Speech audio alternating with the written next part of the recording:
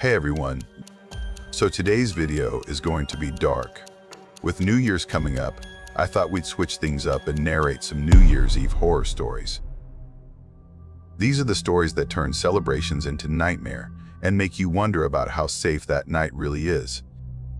If you guys enjoy this kind of horror content, make sure to like the video, subscribe to the channel, and let me know if you want more stories like these. Alright, let's get into some creepy New Year's Eve horror stories. My shift at the ski rental lodge ended at 9. New Year's Eve is always packed at Mount Holloway. A lot of them don't even ski. They just want pictures in the gear. So the lodge hires seasonal workers to handle the overflow, and since I'd just moved to Vermont that November, I took the job mostly out of necessity. That night, December 31st, things got hectic early. Everyone was in a rush to return their gear and get to the bonfire down at the base. By 8:30, most of the staff had either clocked out or wandered off to sneak drinks.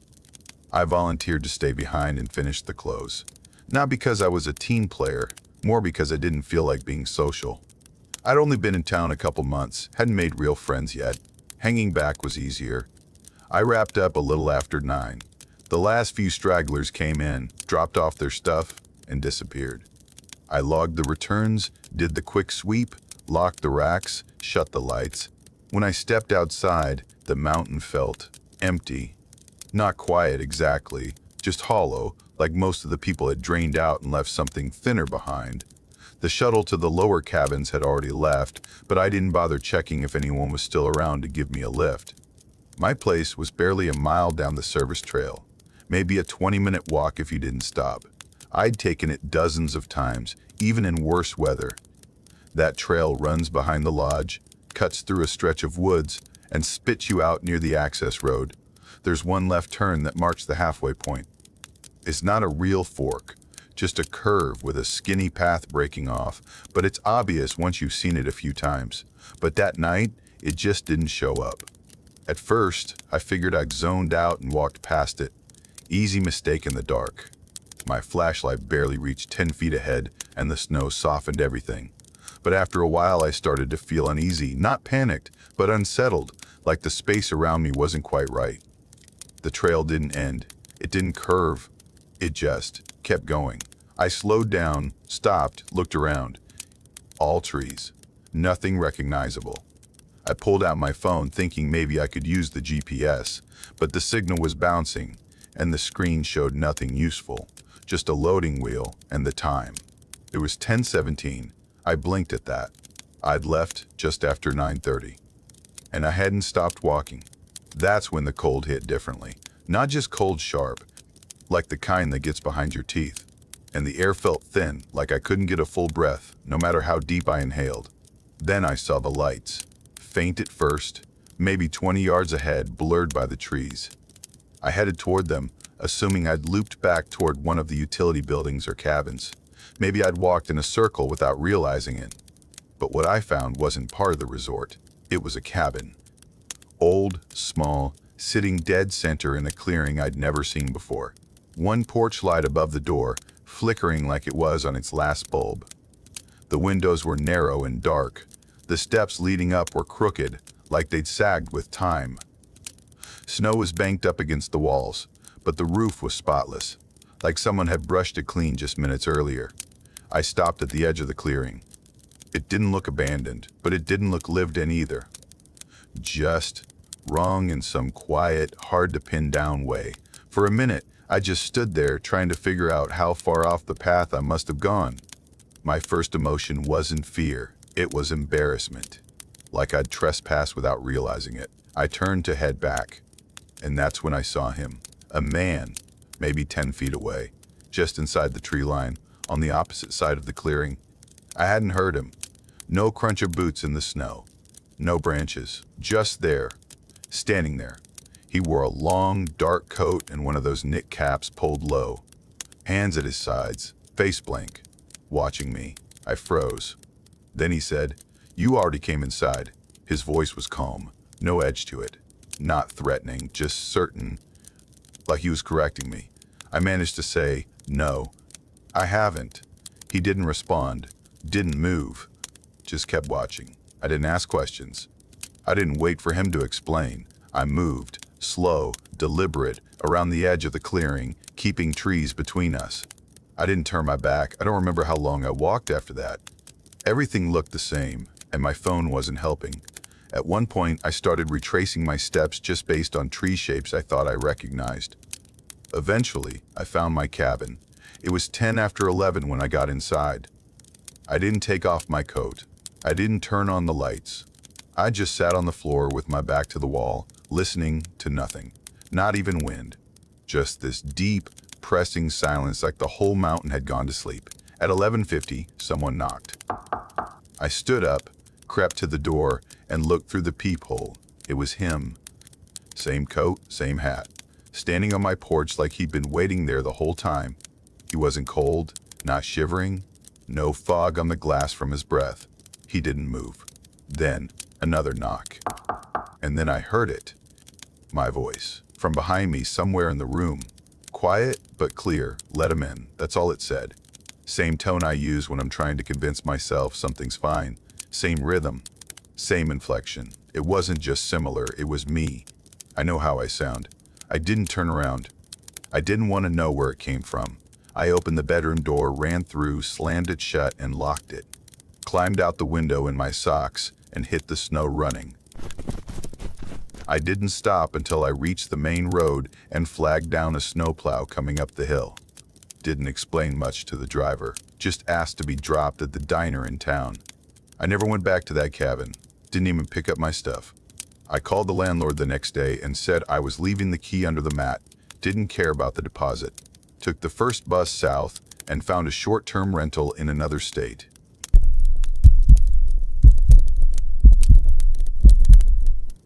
Aiden, my cousin, invited me to spend New Year's at his family's cabin up near Rockwell Lake in northern Idaho. It wasn't supposed to be a party or anything, just the three of us, me, Aiden, and his younger brother Drew. We were all close growing up, practically inseparable for most of our childhood. The cabin was deep in the woods, past a narrow dirt road that turned to snowpack well before we reached it.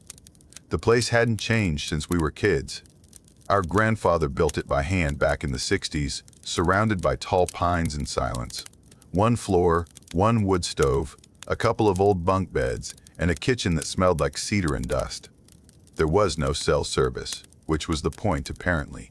Aiden was trying to recapture some kind of rustic purity or whatever. He brought a box of fireworks, a bunch of firewood, and way too much beer for 3 people. Drew, still the nerd of the trio, brought this crank-powered radio and a telescope he claimed was for stargazing, but mostly just made him look like a budget conspiracy theorist. I came light, just clothes, some snacks, and this vague sense of dread I couldn't really explain. I chalked it up to winter nerves. Or maybe I just didn't trust the whole no signal, no neighbors thing. Around 9, we bundled up and headed outside to prep for the fireworks. The clearing behind the cabin was perfect for it, packed down with snow and open enough to launch without hitting any trees. Aiden was messing with the small rocket, trying to light the fuse even though the wind kept blowing it out. Drew was pacing in the snow, stomping little patterns with his boots like he was bored. Then he suddenly stopped and said, "Hey, did one of you bring a dog?" We all froze. He was staring past the clearing, into the trees. There was something standing there. At first I thought it was just a stump or maybe a rock covered in snow. But it wasn't. It was upright, had legs, shaped kind of like a wolf or maybe a bear, but it was too thin, tall but gaunt. The limbs were too long for its body, and its head was angled low like it was sniffing the ground or watching us. It didn't move. Just stood there, silent, maybe 30 feet past the tree line. Aiden waved his arms and shouted. Tried to scare it off like you would a coyote. Nothing. Not a twitch. Then it did this thing I still can't fully explain. It backed into the woods. But it didn't walk away. It didn't turn or pivot or anything. It just slid backward into the darkness, legs stiff, body rigid, like it was being pulled by a string. Drew muttered something about mange and turned back toward the cabin. We all followed. No one said much. We left the fireworks half buried in the snow. Back inside, we tried to pretend it was nothing. Opened more beers, turned the radio until we got some static that almost resembled music, and laid out snacks like that thing hadn't just stared us down. Then the light started flickering. Not like a bulb dying, more like a pulse. On every few minutes. Aiden figured the generator might be freezing up. Around 10:30, he pulled on his boots, grabbed a flashlight, and told us he'd be back in 2 minutes. I stood by the window and watched him head toward the little shed where the generator sat. The moon was bright enough to see his outline against the snow. He was halfway there when he stopped. Bent down. There was a dark trail leading to the shed. Not footprints, just a single line, like something had been dragged through the snow. He stepped forward to look closer. The flashlight beam shifted to the left and then blinked out. Just like that. No shout. No thud. He just vanished. I didn't think. I ran outside, calling his name. Drew followed, slipping once on the icy steps. We found the flashlight lying in the snow, still warm. That detail sticks with me. Still warm, like he'd just dropped it seconds before. No blood. No broken branches. Just another drag trail, fresh and long, leading away from the shed and back into the trees. We followed it maybe 10 steps before we heard it. This loud, unnatural crack like frozen wood splintering under weight. Then we saw it. It was crawling across the tree trunks. Not on them, across them, as if gravity didn't apply. And in one of its claws, tangled and limp, was Aiden's coat. Neither of us screamed. We just backed away, carefully, like animals trying not to provoke something they didn't understand. Once we reached the porch, we went inside and shoved the wood stove in front of the door. We turned off the lights and sat there in the dark. Around 11:30, Drew whispered that something was scratched into the windows. I got up and looked. Each pane of glass had the same mark etched into the frost circles, with slashes through the middle. We shut the blinds, sat back down, waited. The fire crackled. The radio started hissing again, even though no one had touched it. The crank wasn't turning. Through the static, we heard breathing, slow, deliberate inhales. Then came a new sound scraping, like fingernails on metal, coming from behind the cabin. The lights cut out completely. Total darkness. Drew flicked his lighter.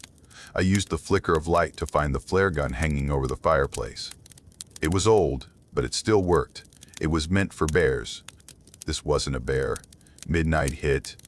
Outside, we heard footsteps, 4 at a time. Something dragging itself across the outside wall, inching toward the front door. I raised the flare gun. Then there was a knock. 1, then 2 more. Then quiet. Then a voice, low, calm, just outside the door. It said, "Happy New Year." It wasn't Aiden. I fired the flare through the window. The burst of red lit up the clearing. The thing was right there, arms spread, standing tall. Its joints bent outward like a spider opening itself up. Its mouth opened wider than anything human, and something hit the snow. Aiden's boot. Then the flare went out, and it was gone. We didn't sleep, just waited for the first gray light of morning. At dawn, we packed what we could and started walking. It took us nearly 6 hours to reach the road. Eventually, a snowplow driver spotted us and let us climb into the cab without saying a word. Some rumor said Aiden got drunk and wandered off into the snow. Search teams looked for weeks, but they never found anything.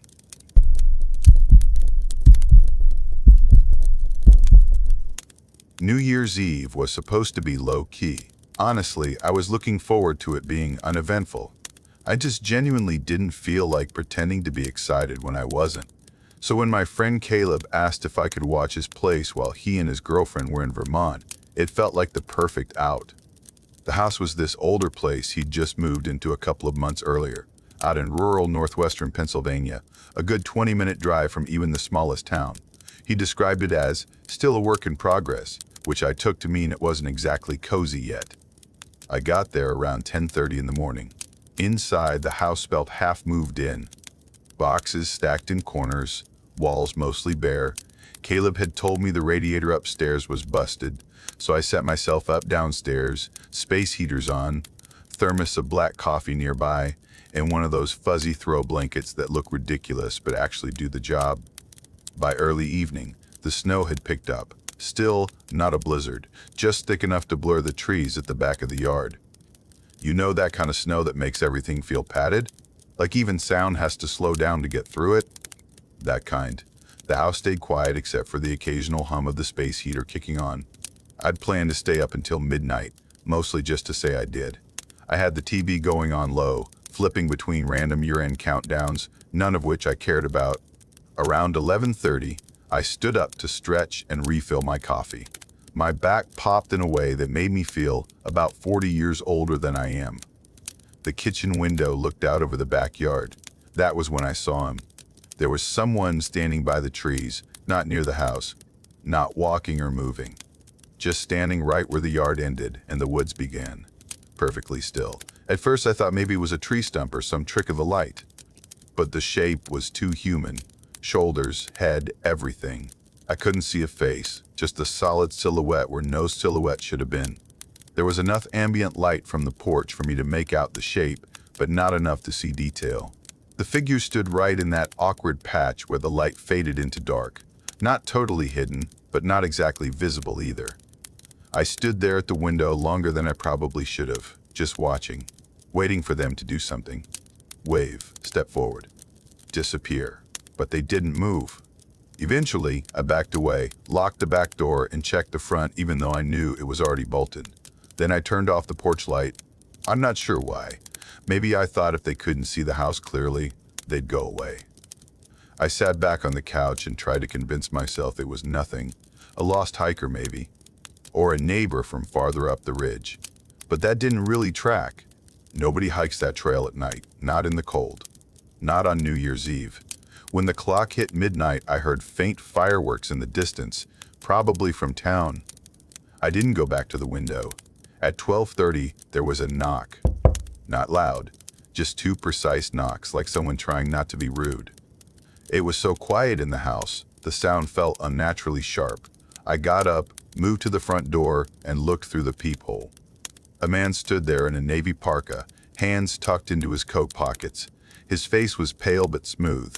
No redness or rawness you'd expect from someone standing in the snow for long. He wasn't shivering. He wasn't looking around. He was just standing there facing the door, and then he looked up, right at me, right at the peephole.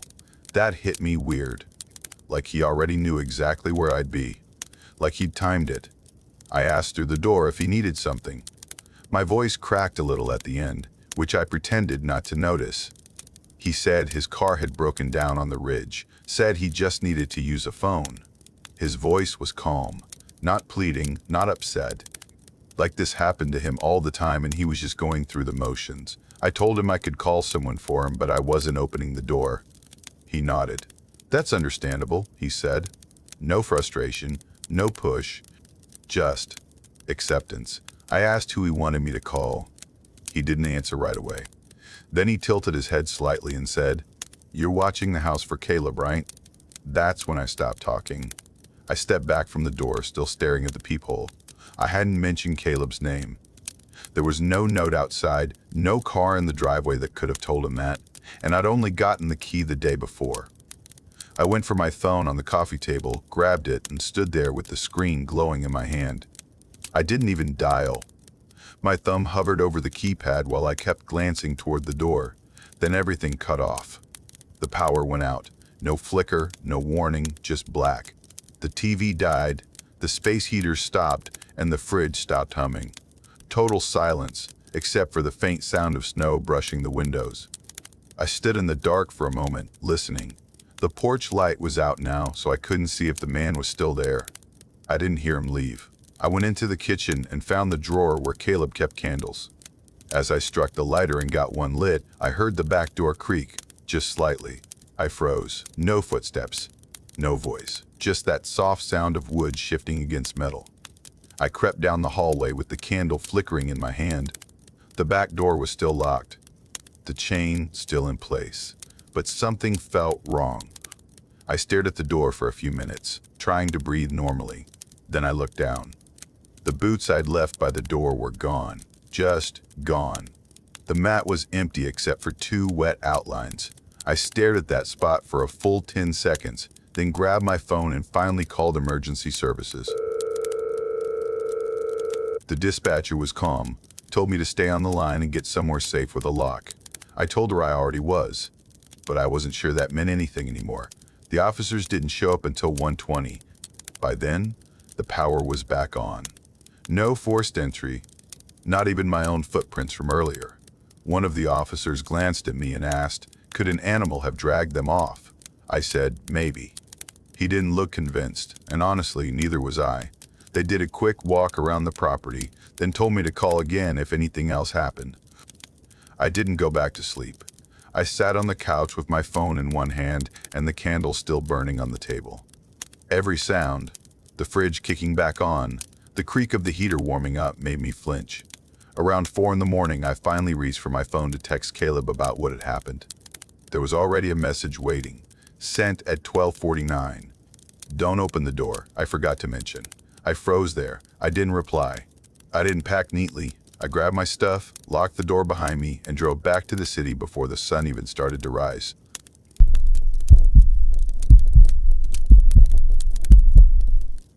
I was 22 when this happened, during winter break at Wexley University, a small college buried in the hills of northern Maine.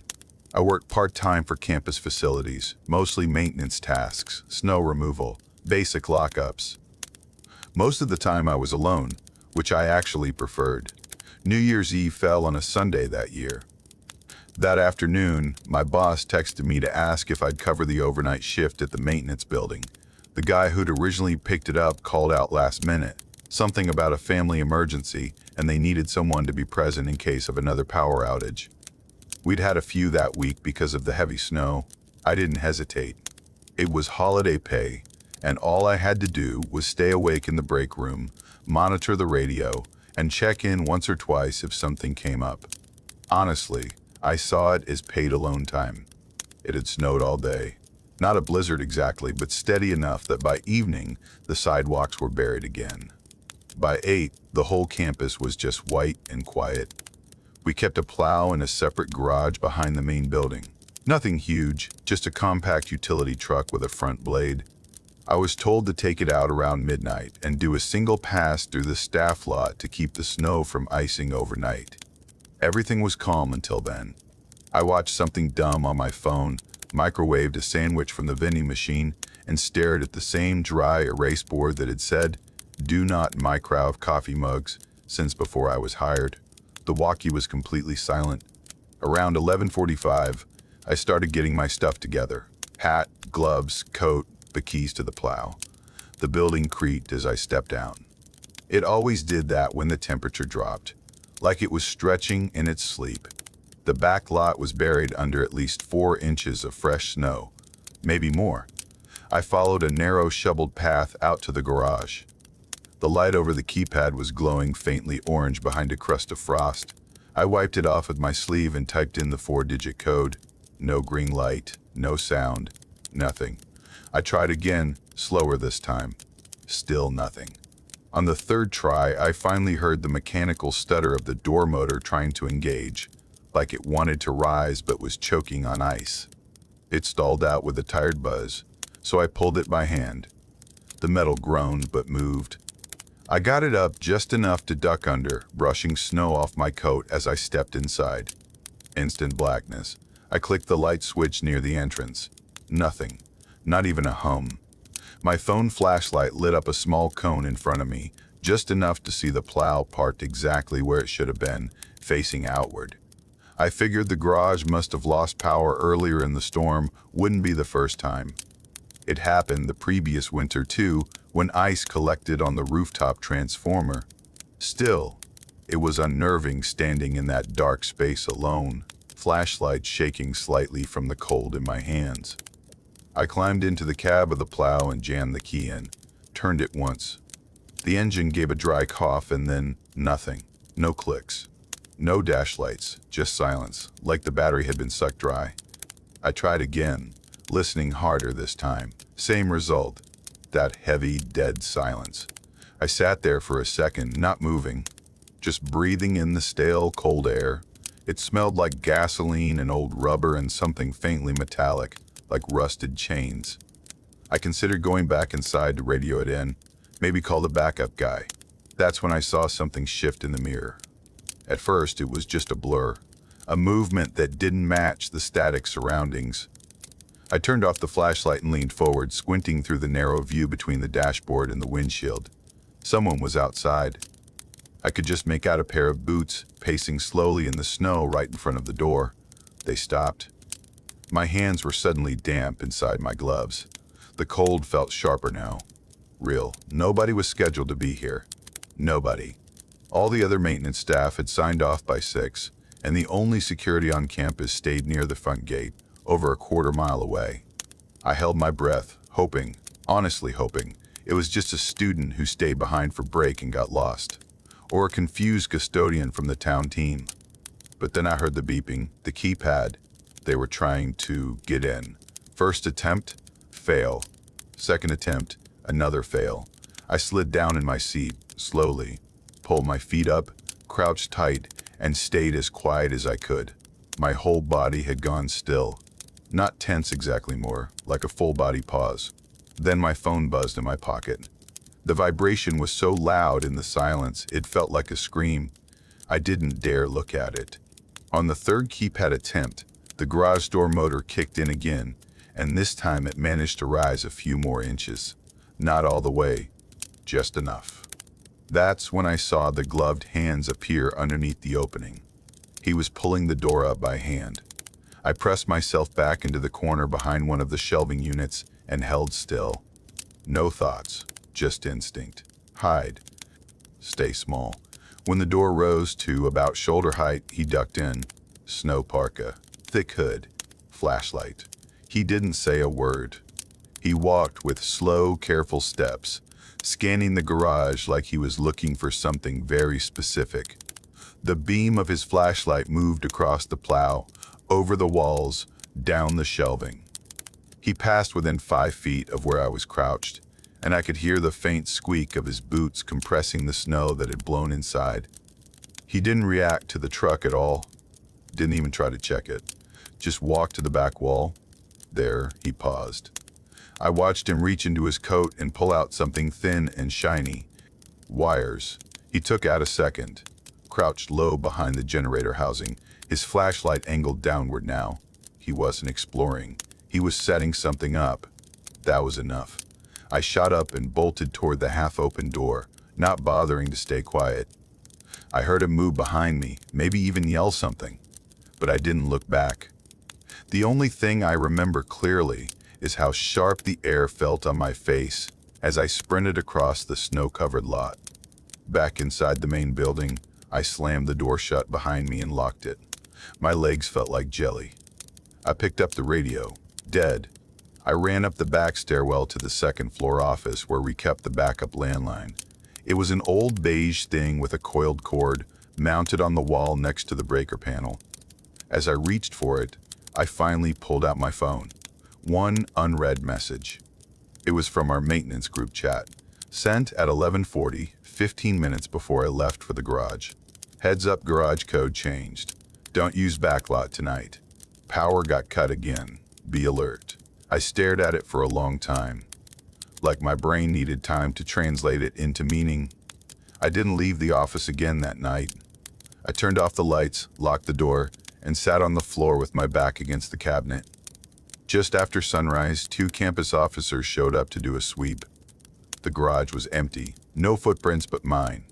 The plow was still dead, battery totally shot. But nothing had been moved or taken, no forced entry, no vandalism, just emptiness. I walked with them to the back wall where I'd seen the man crouch. All we found was a pair of stiff gloves and a 6-inch wire looped around a bolt. That was it. We checked the cameras next. The outdoor feeds were fine, but the one aimed at the break room door, the one I exited through, had glitched. 20 minutes of footage missing, from exactly 11:40 to midnight. No one ever figured out who he was.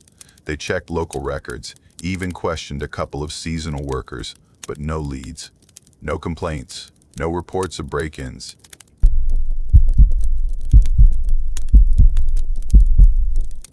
My shift at the lodge ended at 11. It's this cabin rental place tucked way back in the Vermont woods. 7 cabins spaced out just enough that you get the illusion of being alone, even if the next group over is only a short walk away. We mostly got people from Boston or New York who wanted a quiet winter retreat, whatever that meant to them. Couples, small families, occasionally someone who brought snowshoes they'd never used before. Normally, I'm off for New Year's. It's not a big night around here, but still. I like staying home, heating up leftovers, and watching bad TV until midnight. But the guy who usually handled night maintenance, Colby, decided to pre-game a little too hard the night before and ghosted. So they called me in last minute. The job isn't hard, just repetitive. Walk the grounds every couple of hours, check the heating systems, especially in the older units. Clear the walkways if it starts snowing. Most importantly, be available for guest calls. If someone can't get their fireplace working or hears something weird in the walls, they want answers fast. That night, 4 of the 7 cabins were booked. I figured I'd do my rounds, stay warm in the office between them, and ride it out. It was quiet up until about 10:30 when the desk phone rang. Cabin 4. A woman on the other end, Marlene, said the lights in the back half of the cabin were flickering. Not in a panicked way, just tired and annoyed, like she'd rather not be dealing with it. I told her I'd come check it out. When I got there, she answered the door with a small, tense smile. Her husband was a few feet back on the couch, hunched over his phone like it was the only thing holding him up. Didn't even glance my way. She said the flickering had stopped by the time I arrived, but something about the way she said it gave me pause. Like she didn't fully believe it was over. I offered to check the breaker panel anyway. At first, she hesitated just for a second, but it was there. Then she nodded and let me in. The place was clean and quiet. Cozy, even. Smelled like cider or one of those candles you'd find in a boutique shop. It had that warmth people try to recreate in photos, like a catalog version of winter. The breaker box was in a closet near the back bedroom. I opened it up, expecting to find a loose switch or something out of alignment. Instead, I saw that one of the breakers was taped in the OFF position. Black electrical tape, thick, cleanly wrapped. Not a half job. Someone had taken the time to make sure it stayed down. I turned to Marlene and asked if they'd done that. She stepped in behind me, took one look, and froze. Her face just dropped. "No," she said. "We haven't touched anything." I peeled the tape off slowly and flipped the switch back on. I told her maybe it had been left that way by the cleaning staff. Sometimes they test outlets during turnover. It was a stretch, but I needed to say something. She nodded slowly but didn't look convinced. I thanked her for her patience, told her to call if anything else came up, and headed back to the office. By midnight, I was in the garage office we used as a control center. Tiny space, desk, space heater, a few camera monitors showing the exteriors of the cabins. I logged the cabin 4 call, grabbed a mug of coffee, and sat down to wait out the last hour. That's when something blinked on one of the feeds. Cabin 7. It had been empty for weeks. No guests, no maintenance. Not even a cleaner had gone through since before Christmas. But the motion camera facing its porch had been triggered. I rewound the footage. At 11:56, a figure walked into frame. Big coat, fur-trimmed hood, walked up the steps, stood still at the door. No knock, no movement, just stood there. Then the feed cut out for 4 seconds. When it came back, the porch was empty. I didn't love the idea of going back out, but policy is policy. If a sensor's tripped, you check it. I left a note on the desk, radioed the check-in, and headed out in the utility cart. The ride out to cabin 7 is a little rough in winter. The snow gets packed unevenly on the trail, and visibility's never great once you're out from under the floodlights. That night was foggy too, the kind of thick air that eats your headlights and muffles sound. Cabin 7 was dark, locked. No footprints in the snow except mine. The porch looked undisturbed. I even checked behind the railing just to be sure. Nothing. I figured the feed had glitched. Started heading back, a little irritated at the false alarm. Then my radio crackled. At first, I thought it was interference. Happens sometimes. But this wasn't static. It was breathing. Not gasping. Not strained. Just slow, rhythmic inhales and exhales. Steady enough that I almost thought it was mine, echoing through the speaker. But it wasn't. I spun around, scanning the trees, the cabin, the trail I'd just come down. Nothing.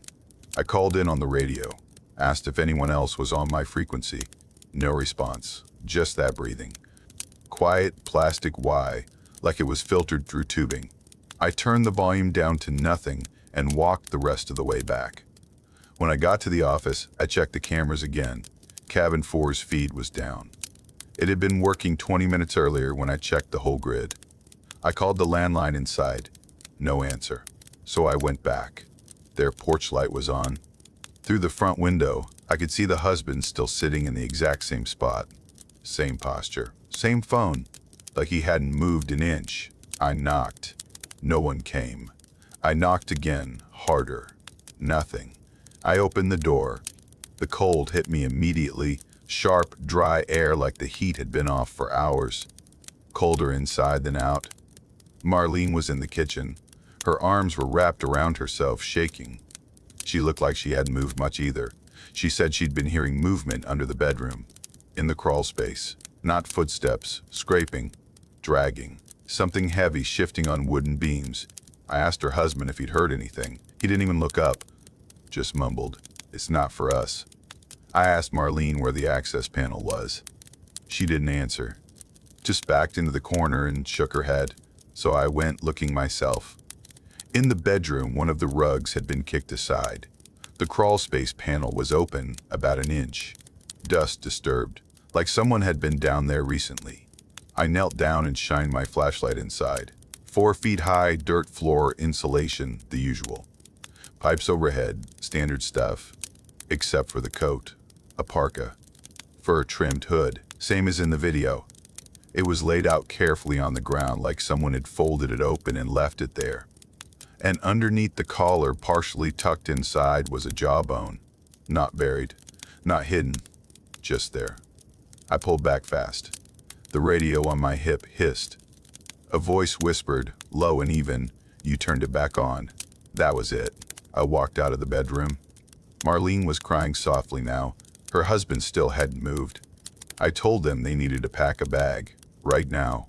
No explanation, no questions. I drove them to cabin 2, closest to the road, set the heat, gave them water, promised a refund, locked the door behind them. Then I drove back, went into cabin 4, opened the breaker closet, and flipped everything off. The next morning, the owner asked about the power cut. I said a tree branch must have hit the line. He nodded, made a note. Cabin 4 went offline the next day for renovations. I never heard from Marlene or her husband again.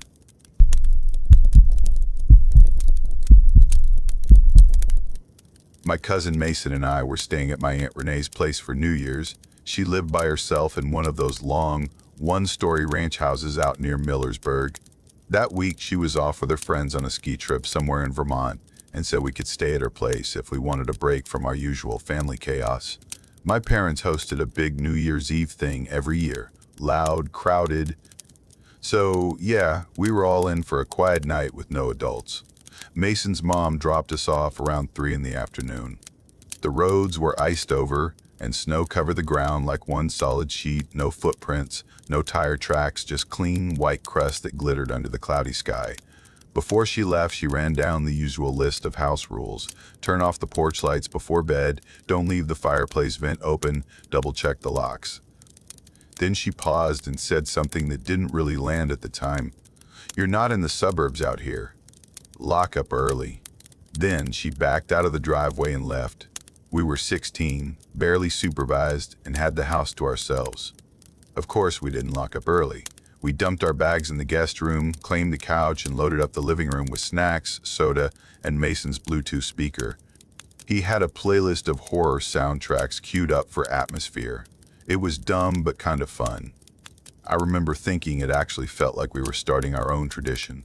By 10, We were eating caramel popcorn straight from the bag, watching this old horror movie marathon, and throwing out fake resolutions. Mason said he was giving up sugar for a week.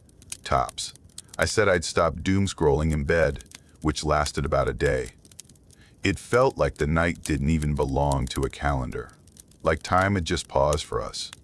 I got up around 11:30 to use the bathroom and noticed two things we'd completely forgotten. The fireplace vent was still wide open, and we hadn't locked the back door. The fireplace wasn't a real one. It had one of those fake log inserts that look cozy but don't actually warm anything. Still, there was a vent that went all the way up the chimney, and it let in cold air that had been seeping into the room all night. The metal screen in front of it had been gently rattling every now and then. I thought it was just wind or draft pressure.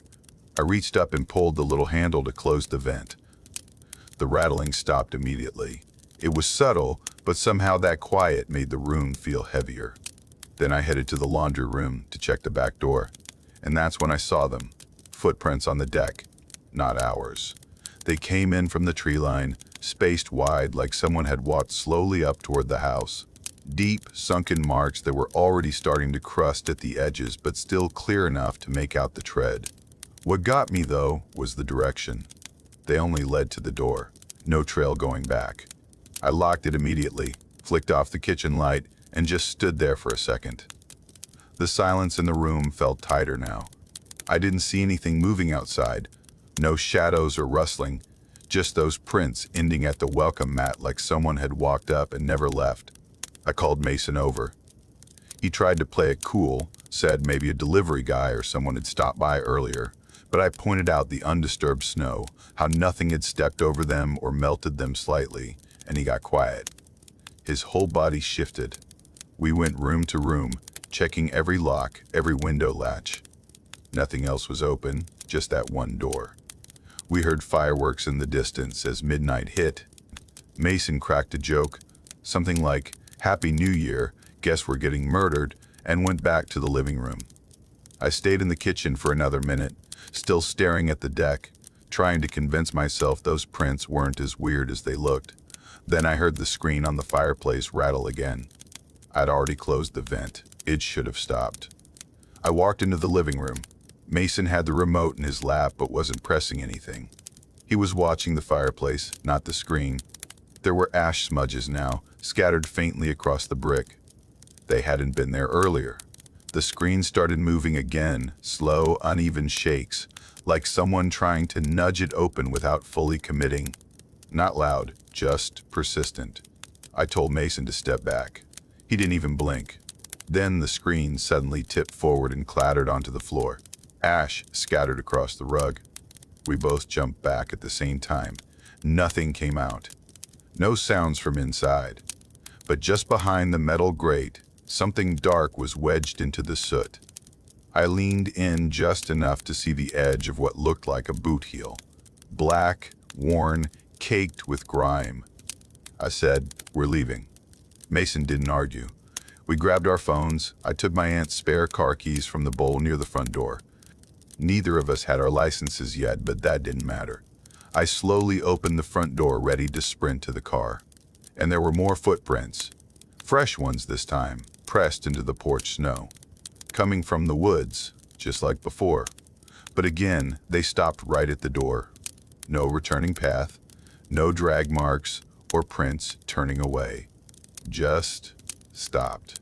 I shut the door fast and locked it. We turned to run back through the kitchen, figuring we'd call someone, anyone, and the back door was open. Not wide, just a few inches, but enough. I had locked it. I remembered the pressure of the bolt sliding into place. There's no way I imagined that. We stood still, just staring. Then the floor creaked, twice deep in the laundry room. Not settling wood, stepping wood. We bolted. Mason grabbed the fireplace poker. I yanked the biggest knife from the drawer. We sprinted to my aunt's bedroom and slammed the door. It had a lock on the knob, and we turned it fast. Pressed our backs against the door. Waited. The handle turned almost immediately. Someone was there, on the other side, just testing. Then, nothing. No footsteps walking away. No sound at all. We didn't move. I tried calling Mason's mom. No answer. Tried mine. Voicemail. I finally called the sheriff's number I found online and gave them the address. I think my voice cracked. They said a patrol car was nearby. It'd be there soon. When the red and blue lights finally flashed through the window, I almost cried. The officer swept the place. No one was there. Aunt Renee sold the house that summer and never brought it up again. Mason and I don't talk about it either.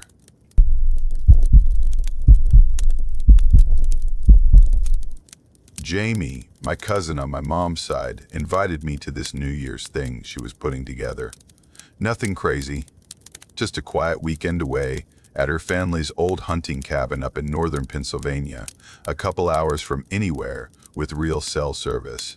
We'd all had rough years, and I think everyone just wanted a break from people, from work, from the noise of trying to hold your life together.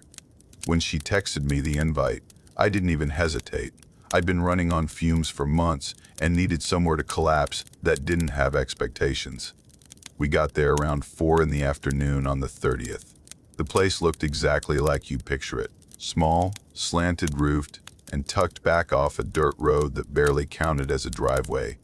It was one of those cabins that felt like it had settled too deep into the earth.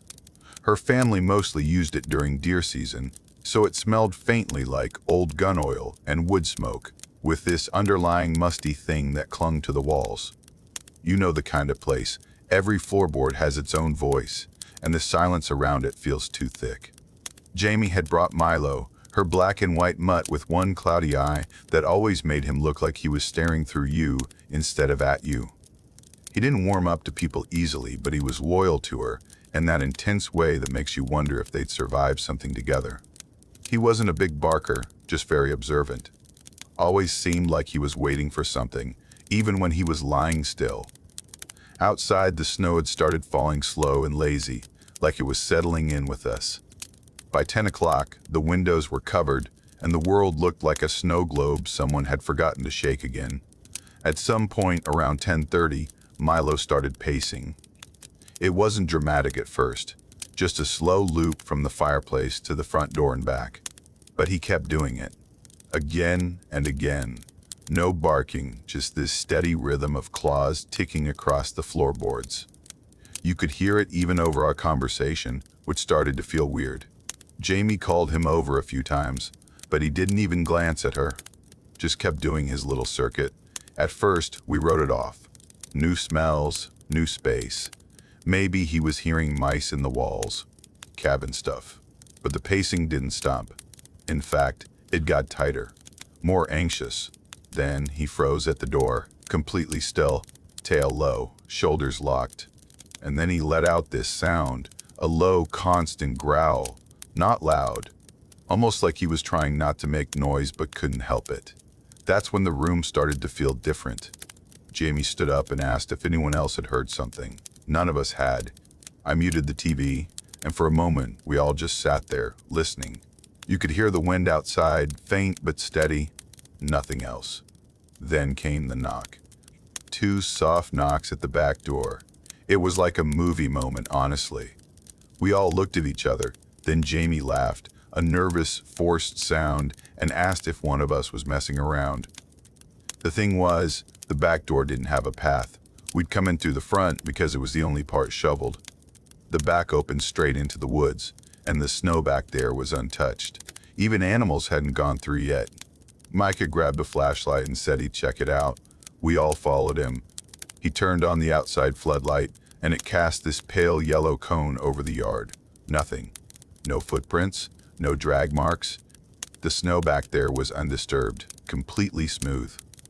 I remember how sharp the edges of the light looked on it, like we were standing at the edge of a stage, staring into a blank set.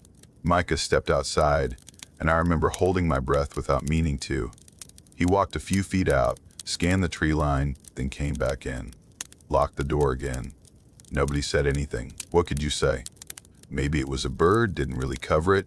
We went back to the main room, turned the TV up, and tried to act normal. But Milo wouldn't stop. He stayed locked onto the front door, body tense, ears twitching. At one point, he started walking toward it, then stopped halfway and sat. like he didn't want to get closer but couldn't ignore it either. Then, at 11:42, the power went out.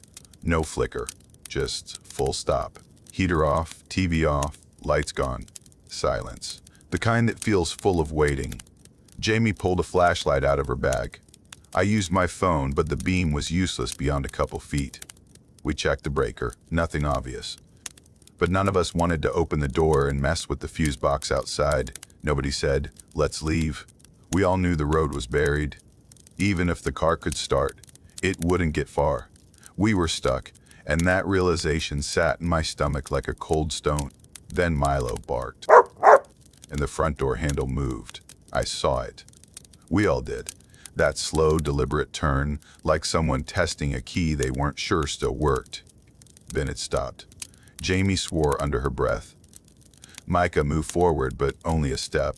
None of us wanted to be the one closest to the door. I leaned in, not sure why, and pressed my ear to the wood. Nothing. At 11:54, we heard another knock. This time, it came from the ceiling, above the living room, the attic. Jamie just stared up at it, said no one had been up there in years. Just insulation and traps. No furniture, no storage. Just one small hatch in the ceiling. Micah grabbed the poker from the fireplace and climbed the ladder, flashlight in his other hand. We stayed at the bottom, listening. The ladder creaked like it was holding its breath. He didn't find anyone, but the hatch was open, and the dust that had coated it earlier was wiped in a wide arc, like someone had pushed it open with their head.